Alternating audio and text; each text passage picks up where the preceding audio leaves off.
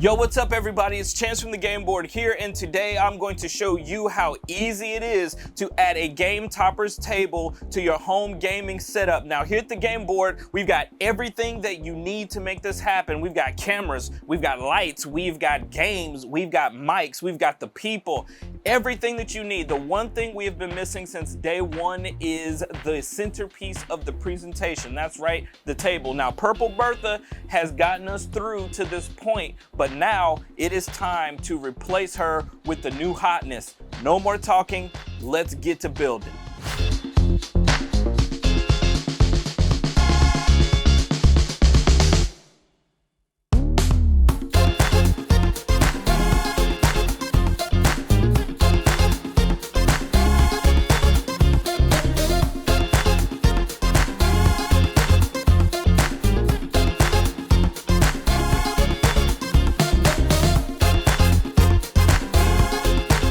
So today I'm putting together the Adler standard table. It is 36 by 48 inches, standard black. And this is what was in the box. This was it. Now you can see from the unboxing time lapse that it was packaged very, very well, but there were not many components. You've got the long sides of the table, the short sides of the table pieces themselves, and the corner pieces, and a little bag of hardware. I'm gonna take you through step by step of how to put these pieces together, and we should have a table before you know it. Let's do it. Okay, so the first thing you wanna do is take your two table top pieces and lay them flat on their backs on a flat surface.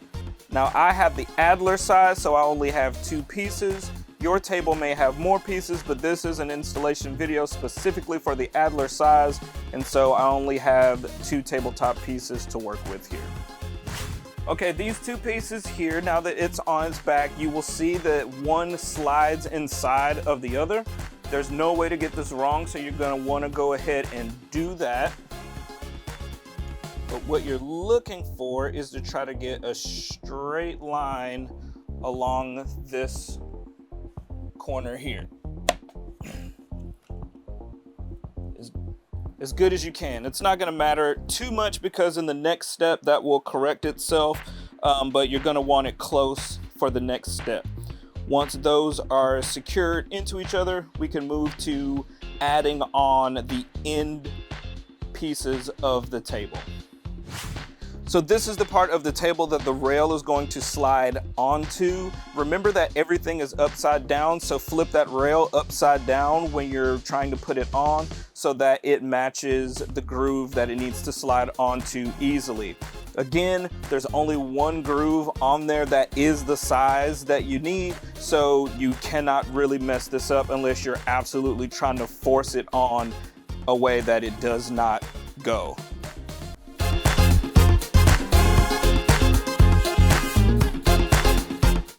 Get all four sides on there. Now, one thing I want to point out on the bottom of this table, now that all of the rails are put on, are the pads that are on the bottom of each of the rails and through the center of the table. This table by design is meant to sit on top of another table, hence the name GameToppers.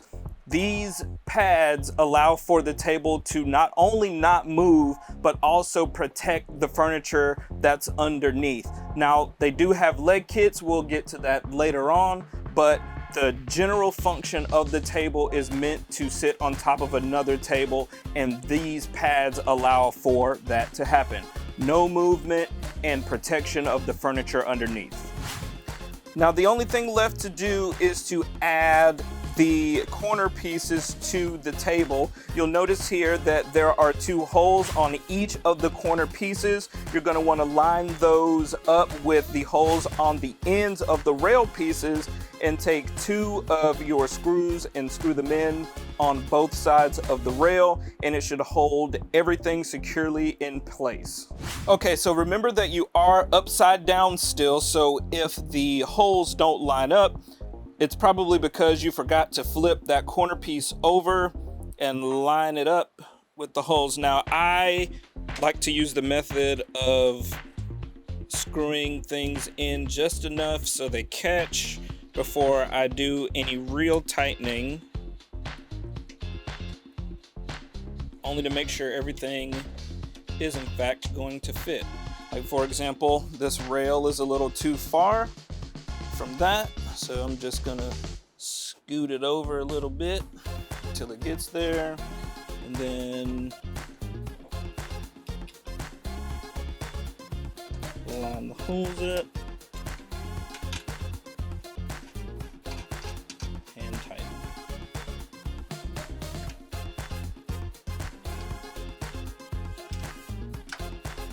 Once everything is in and it's catching, hand tighten that down. I'll go ahead and bring in the screwdriver.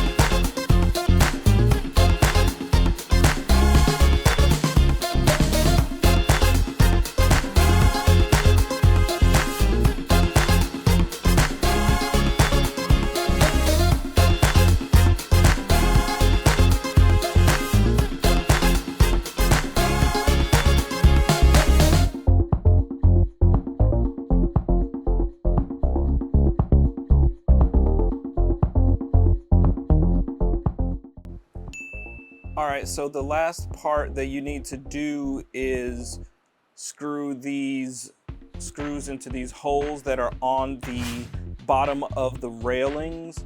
They are basically just there to secure the railing onto the tabletop part themselves. You shouldn't have to worry about lining anything up as you have already secured the corners, but this is just an extra layer of security to make sure that the table and everything is stable.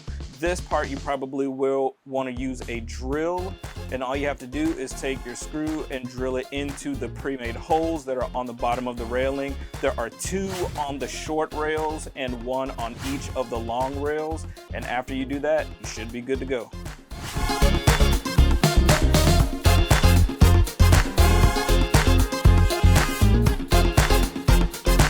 Now, if you bought your Adler table just to be a table topper, then congratulations, you're finished. All you have to do is grab your Game Topper premium mat, throw it on here, and you're good to go. This is right now on the table that was here before, and this is not going anywhere. I cannot make this table move, but I was looking for a more complete solution to replace the table that we currently use to make content here at the game board. In order to do that, I need legs. And fortunately for me, the people at GameToppers provided some. Now this is the sleuth leg. This is a part of the sleuth leg kit. They are 28 inches long. They have a 1/2 inch leveler on the bottom. And since I have so much time left over from the table not taking any time to put together, I'm gonna show you guys how to assemble these and get these put on each corner of the table. Let's do it. Now, if you look on the underside of the railing, on the inside, there is a track that runs along the inside bottom of your rail. That is what we're looking for to attach our legs. So you're going to have 4 of these corner brackets that are going to actually attach the legs to these.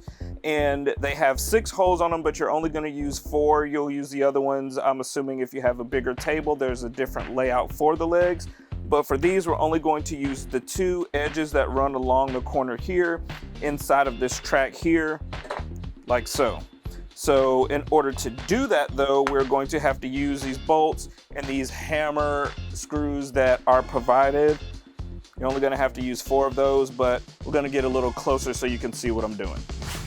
All right, so what we want to do is take one of these hammer screws, 4 of them actually, and we're going to place them inside of the track that we talked about before.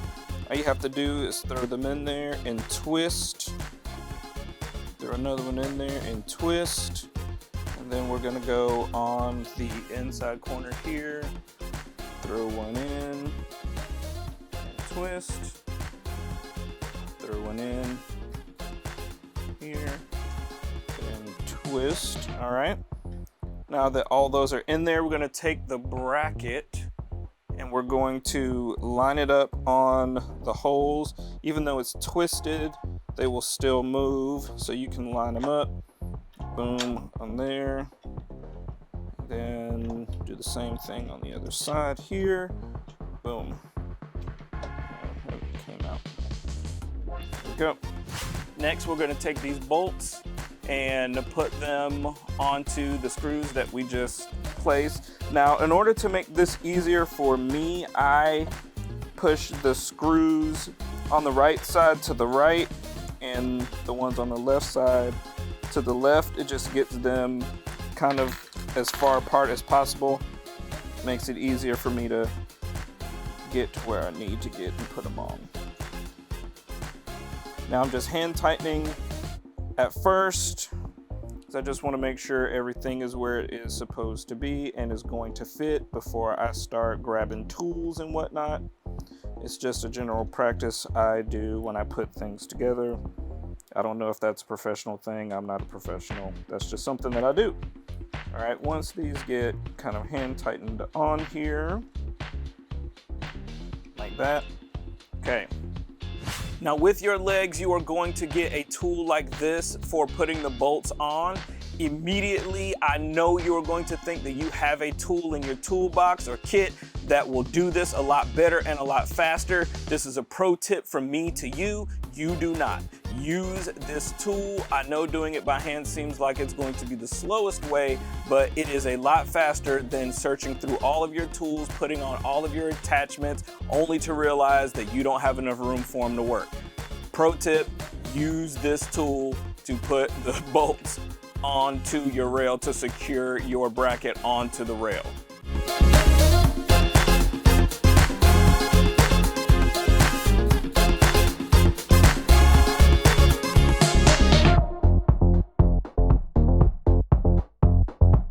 So once this is securely on here, all you have to do is take your leg. It has a peg on one side. We want to take that peg, put it right in that hole, twist.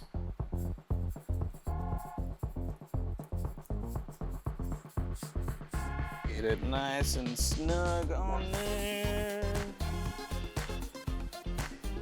And we just literally want to do that 4 times in a row. That's it. I'm going to do that, then I'll be right back with you guys.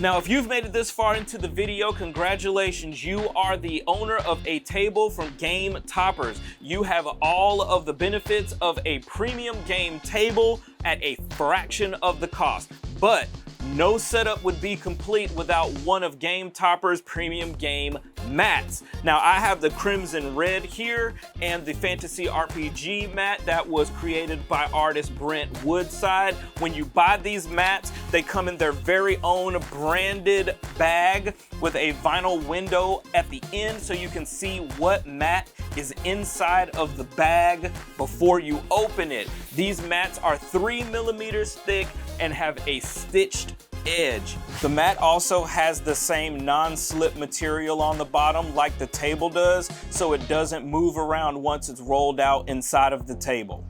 So that's it. This is the Adler table from GameToppers. The only thing left for me to do is call the rest of the game board over here so we can get this thing into some content ASAP. If you want your own table, just go to shop.gametoppersllc.com. They've got all of the table sizes, all of the mats, all of the accessories, the leg kits, everything you need to upgrade your game table situation. But for now, I am Chance, we are the game board, and that's how we roll.